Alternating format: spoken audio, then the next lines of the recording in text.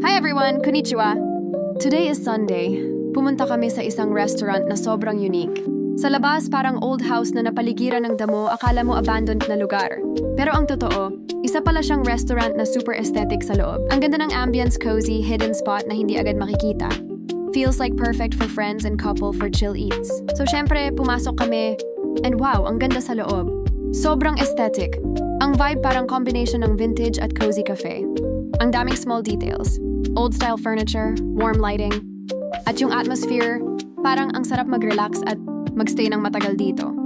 Hindi mo akalain na yung place na parang lumang bahay sa labas, ganito pala kaganda sa loob. They serve different dishes pero stand out talaga yung vegetable salad fresh and light. Pero ang highlight dito, ang hamburger steak. Grabe guys, ang laki niya. As in, ang laki ng hamburger steak dito, first time ko makakita ng ganito kalaki. Wow! Yung isang burger steak good for 2-person na. Kaya next time kung babalik kami dito, siguro isang order na lang kasi mabilis ako mabusog.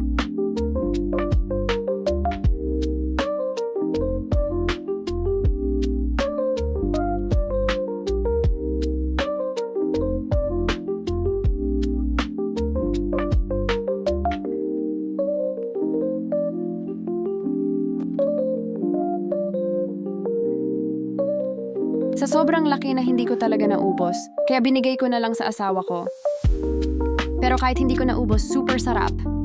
Juicy, flavorful, at sulit na sulit kasi it only costs 1,400 yen.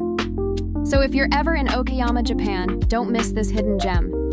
Aesthetic place, cozy vibes, and food that's definitely worth it. Highly recommended. Nabusog ako for today's ganap. Thanks for watching and sharing this meal with me. Don't forget to like, subscribe, or follow. Until the next video. またね。